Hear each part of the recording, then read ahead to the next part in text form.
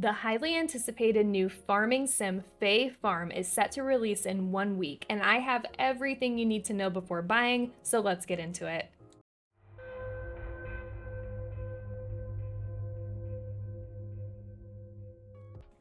Hi gamers, it's your host Stormy, and I was lucky enough to receive exclusive access to Fae Farm before the release, and after over 20 hours of playing, we are going to do a deep dive into everything you need to know about this game, including real gameplay. We are going to go over each and every piece of this game, so buckle up. Fae Farm is set to release September 8th, 2023 on PC and Nintendo Switch with a bit of a hefty price point at $39.99 on PC and $59.99 on Switch, making this one of the most expensive cozy games to release in quite a while. So I would definitely keep watching this video, that way you know what you're getting into before making the purchase. The first thing you will do is name your town and create your character. The customization options, I would say, are pretty good. You can choose your body type, your skin, mouth, eyes, hair, and voice. While there are not options for clothes right at the beginning, there are tons of outfit options as you progress through the game.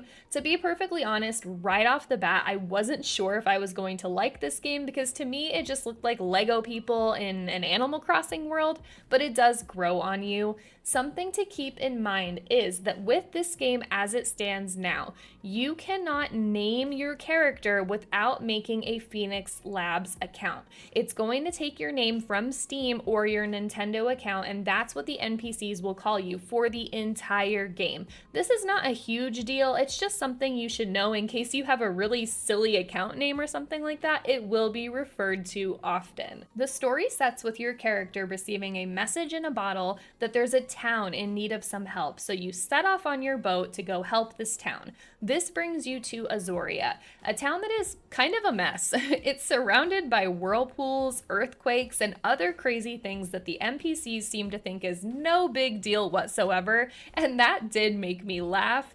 Once you greet the mayor, you will be off to your homestead to start the game. Now we are going to be getting into the farming aspects of this game. Fae Farm is both an RPG and a farming sim, and we are going to be talking about both sides of that coin pretty extensively in this video. So crops in this game are standard. You can buy all sorts of vegetables, flowers, fruits, trees, all of that stuff. You can create your farm and decorate it how you want to. What I enjoy about the farming system is that it automatically switches tools for you. So if you wanted to break a stone, you just click on it, then you can chop some wood without switching tools. Something that I really enjoy in this game to make it a little bit more interesting is the different fertilizers that you can purchase.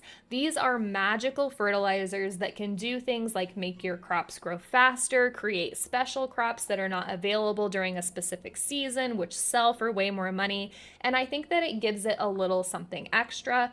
Overall, the farming pieces of this game are very satisfying, really fun, and it does not feel repetitive whatsoever, even after doing it many times over and over. The fishing is fun. It's not complicated whatsoever. All you have to do is throw out your line, jiggle it a little bit to attract the attention of the fish, and then there's a bit of back and forth with the fish pulling. As long as your line doesn't turn red, you will be able to catch the fish pretty easily. There does seem to be some negativity around the fishing mechanics in this game, but I actually found it to be incredibly easy. All you need to do is reel in the fish, let go of the button when it pulls back, and just be patient. It takes a couple of tries for practice, and then it's very easy in my opinion, and it's not overly time consuming, which keeps it really fun. There are also critters in the game that you can catch and sell for coins. Some of these things are going to include fireflies, butterflies, snails, crabs, frogs. There are a lot of varieties, and the level of difficulty to catch these critters also varies on how rare it is. Something else that you can do further into the game progression is have a critter conservatory where you can house the critters and they will drop you materials that you can either sell or use for crafting. I just want to say, I love the critter mechanics in Fae Farm. I am typically the type of person that enjoys the bug catching and like Animal Crossing and, games like that. And this one is no different. I think catching the critters is really, really fun, and it's very useful as far as getting new materials once you do unlock the ability to create the critter conservatory. The last farming aspect that we're going to talk about is that you can have animals on your farm, such as chickens, cows, rabbits. These animals will roam your farm, and they have a happiness meter that you'll want to make sure that you keep in good standing, or else the animals will run away. You want to pet them every day, feed them, make sure they get fresh air. The first thing I do when I wake up in the morning is pet my chickens, because I got to get my serotonin from somewhere. And down the line, you can actually breed your animals as well, giving it, another unique component. All right, so next we are going to move on to some of the exploration features and the NPCs that you will find throughout the town. Your location will always show up on your map, as well as the location of everybody else in the town. So if you need to find someone to turn in a quest or something like that, you can find them, mark your waypoint, and then you'll have a bubble showing you how to get to that area. So you don't need to spend a ton of time looking around for people on your map. I'm looking at you, Stardew Valley. Which leads me into my next point, and that is full freedom exploration. You would think in a game like this where there's mountains, rivers, cliffs, they would block you off from going over them, but nope. Not in Fae Farm. You can quite literally run around like a maniac, jumping into rivers, off cliffs, onto roofs, and it's just completely fine, which I actually think is really cool, and it makes it more fun to kind of travel around. The main village has several merchants, and the economy works on a table sharing system. This is how you're going to make your money, and I am honestly a little slow and thought that you could only use one table per day. I have no idea what gave me that impression, but I think that maybe like day 1 through 5, I was only using one table before realizing that you could use all 5 tables to leave produce, critters, fish in exchange for money the next day. Don't be like me. You can use all 5 of these tables. It will make you way more money that way. You also have the option to make friends with the villagers, as well as romance them, go on dates, which is super fun, and eventually marry them.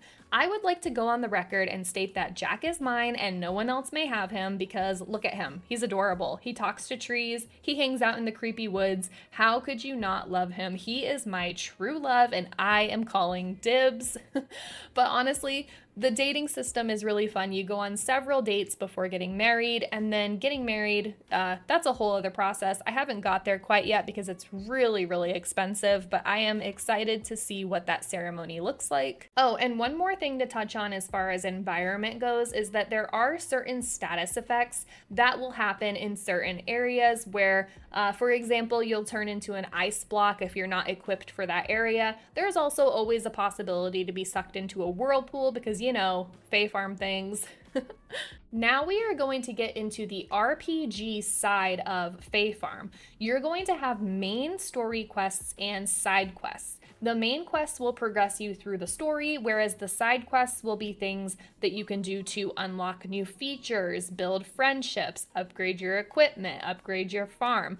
And the side quests and main quests are very obviously split up in your quest log, so you're not going to be confused as to which one is a story quest and which one is a side quest. You will quickly learn that this town is covered in these unusual thorns, which, to be honest, are extremely similar to Disney Dreamlight Valley. You can definitely tell that there was some inspiration taken there, and you are given a magical staff by a wizard named Alarak, who, by the way, is my best friend because he is, a wizard, and you are set to clear the thorns with this magical staff. But that is not the end of your magical duties. Once you get to a certain level, you will be asked to clear dungeons, and this is where the real RPG mechanics come to life. You will clear dungeons level by level by fighting enemies and looking for secret doors that will allow you to advance to the next level of the dungeon.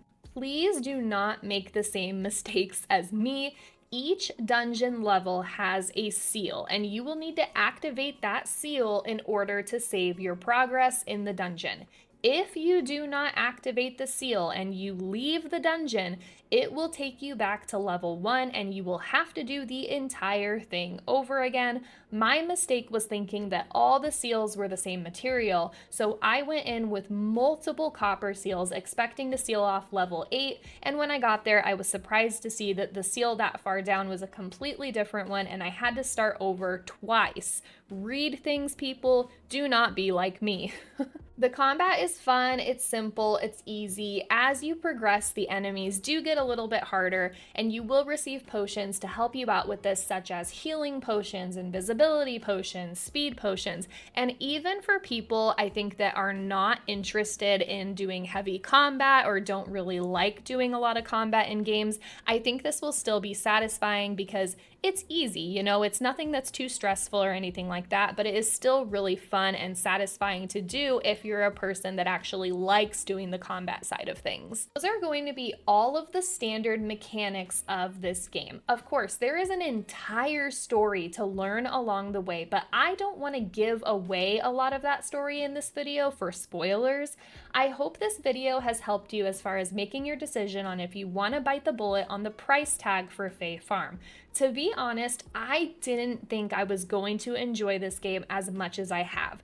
This is one of those games where you go in expecting to play for a little while and then you look at your clock and 5 hours have passed. So take all these factors into consideration before making the purchase, but I do think after over 20 hours of this game that it is very special and absolutely worth the price tag. Let me know in the comments down below if you are planning on buying this game.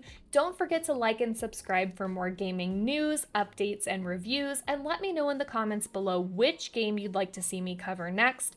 Thank you all so much for being here, and I will see you next time. Bye!